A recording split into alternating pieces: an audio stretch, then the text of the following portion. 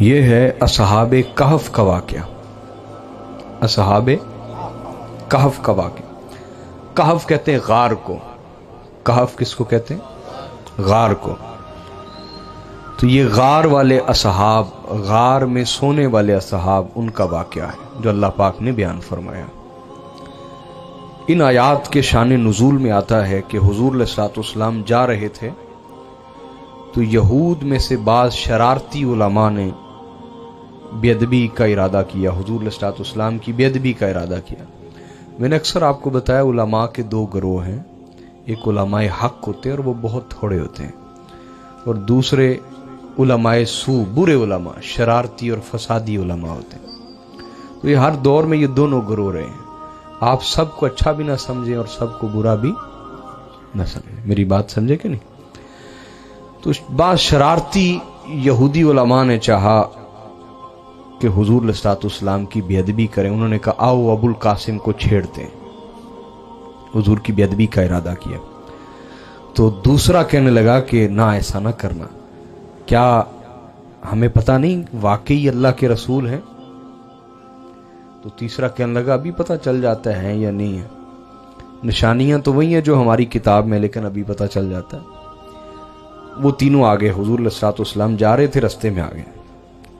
انہوں نے کہا اے ابو القاسم، ہمیں 3 سوالوں کا جواب دیں. اگر آپ نے دے دیا تو ہمیں یقین ہو جائے گا آپ سچے رسول ہیں. پہلا یہ کہ ہمیں بتائیے کہ اصحاب کہف کون تھے. دوسرا یہ کہ بتائیے کہ ذوالقرنین کون تھے.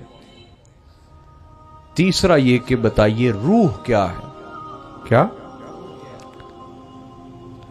تو اس پر اللہ رب العزت نے سورہ کہف نازل فرمائی اور اس میں تینوں جوابات عطا فرما دیے.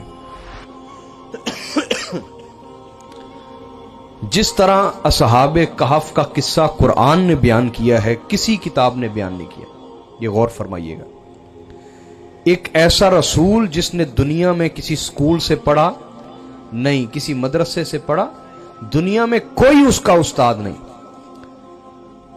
دنیا میں کوئی اس کا استاد، اور وہ کئی 100 سال پہلے ہونے والے واقعے کو، جس پر کوئی باقاعدہ کتاب بھی لکھی گئی نہیں تھی، اس کو یقین کے ساتھ ہو بہو ویسے ہی بیان کر دے جیسے وہ واقعہ ہوا تھا.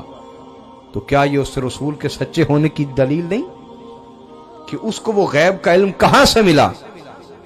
اس کا ذریعہ ایک ہی، اور وہ اللہ کی وحی ہے، وہ اللہ کی. تو یہ حضور علیہ الصلوۃ والسلام کی نبوت اور رسالت کی صداقت پر دلیلیں یہ واقعات.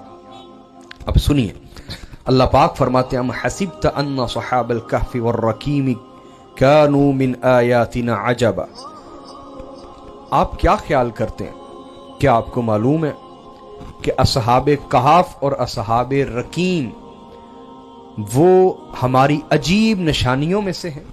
کیا آپ کو پتہ ہے کہ اصحاب کہف ہماری عجیب نشانیوں میں سے؟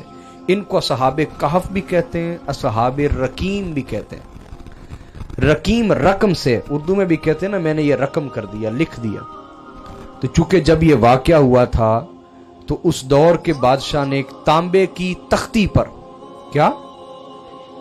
تانبے کی تختی پر یہ سارا واقعہ تحریر کروا دیا تھا، لکھوا دیا تھا، تاکہ آنے والی نسل کو صحیح حقائق کا پتہ چل سکے. تو چونکہ لکھ دیا گیا تھا، رقم کر دیا گیا تھا ان کا قصہ ایک تانبے کی تختی پر کھدوا کے، اس لیے ان کو اصحاب رقیم بھی کہتے ہیں. اصحاب، ان کا واقعہ لکھا گیا، رقم کیا گیا. میں کچھ بنیادی تفصیلات بتا کے پھر قرآن کی طرف آتا ہوں. ہوا یوں، توجہ فرمائیں، روم جو تھا، کیا؟ روم، ان کی ریاستیں ایک طرف تعمیر و ترقی کے حوالے سے، بلڈنگز بنانے کے حوالے سے، شہر آباد کرنے کے حوالے سے، حکومتی جاہ و جلال کے حوالے سے، اور محلات تعمیر کرنے کے اعتبار سے یہ دنیا میں بڑی متمدن قوم کہلاتی تھی. یعنی بڑی ترقی یافتہ قوم، متمدن، ثقافت والی. ایک طرف ان کا یہ حال تھا، اور دوسری طرف انسانیت کو کچلنے میں، ظلم کرنے میں، خون بہانے میں، قتل و غارت میں یہ لوگ درندوں سے بڑھ کر گرے ہوئے تھے. बदतरीन हाल पे थे। जिस तरह अमेरिका है, एक तरफ वो तरक्की की बात करता है, एक तरफ इंसानियत की बात करता है, एक तरफ हकूक इंसानियत की बात करता है, एक तरफ वो कहता है कि हमारा एजुकेशन और लिटरेसी रेट बहुत ज्यादा है, हम बड़े पढ़े लिखे लोग हैं, दूसरी तरफ इंसानियत को भी कुचल रहा है। यही हाल उस दौर में रूम का था। रूम की एक रियासत थी, रूम की एक बोलिए रियासत थी जिसका बादशाह था दकियानूस। क्या नाम था उसका, बोले? दकियानूस बादशाह का नाम।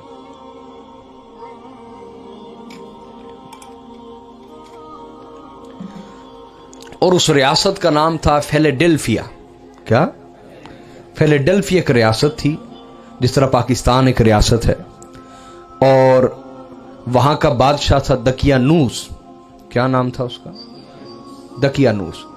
हुआ यूं कि जब हजरत ईसा अलैहिस्सलाम इस दुनिया में तशरीफ लाए, आपने तौहीद का प्रचार किया, हक का दीन लोगों तक पहुंचाया और लोगों पर जाहिर कर दिया कि दीन के सबसे बड़े दुश्मन ये यहूदी उलमा हैं।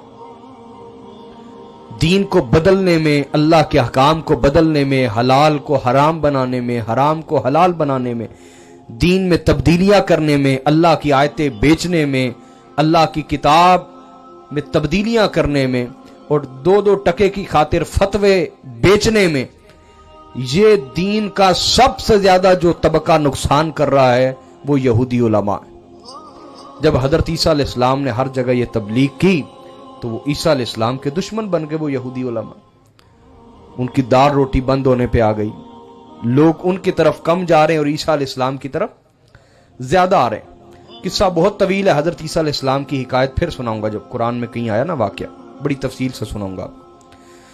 हुआ यूं कि यहूदी पीछे पड़ गए और उन्होंने जो अपना बादशाह था उनका हिरोद, क्या नाम था उसका, हिरोद को बड़ी भारी रकम दी कि ये ईसा अलैहिस्सलाम से हमारी जान छुड़ाई जाए। बात समझ रहे कि नहीं? उसने कबूल ना किया हिरोद ने, उसने कहा नहीं, मैं एक अल्लाह के नबी का कत्ल कर सकता, ऐसा नहीं कर सकता। लेकिन शराब और औरत, इसका वो हरीस था, इस हिर्स का मारा हुआ था। शराब और औरत,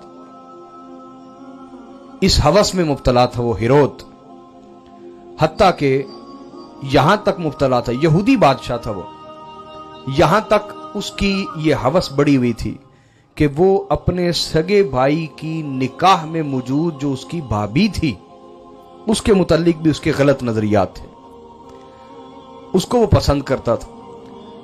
तो फिर यहूदी उलमा ने उसे अच्छा खासा मुआवजा दिया कि अगर तुम हिरोद को खुश कर दो तो ये हमारा काम कर सकता है, ये हमारी बात नहीं मानता, ये दौलत से खरीदा नहीं जा सकता, ये औरत से खरीदा जाएगा। कुछ लोग दौलत से खरीदे जाते हैं, कुछ औरत से। उस औरत ने उनकी बात मान ली और माज़अल्लाह अस्तग़फिरुल्लाह ला याज़ बिल्लाह, उसने अपनी भाई की मनकूहा निकाह में मौजूद जो उसकी बीवी थी उसको बरहना करके वो उसके सामने नाची, कपड़े उतार के उसके सामने नाची। तो उसने शराब पी थी, उसने कहा कि इसका क्या मोल लेना चाहती हो, तुमने मुझे खुश किया। उसने कहा कि इब्ने मरियम का सर, इब्ने मरियम का सर। तो नहीं, उसने सबसे पहले हजरत याहया अलैहिस्सलाम, उसने कहा कि इब्ने ज़करिया का सर, याहया अलैहिस्सलाम का सर चाहिए। उसने एक औरत की खातिर हजरत ईसा अलैहिस्सलाम को गिरफ्तार करवाया, हजरत याहया अलैहिस्सलाम गिरफ्तार करवाया और उसके सामने, उस औरत के सामने कुल्हाड़े से अल्लाह के नबी हजरत याहया अलैहिस्सलाम का सर काट दिया गया। ये भी यहूदी उलमा ने करवाया, क्योंकि याहया अलैहिस्सलाम मस्जिद नहीं आते थे, मस्जिद थी बैतुल मक़दिस, तो वहां पे कब्जा था ये शरारती उलमा का।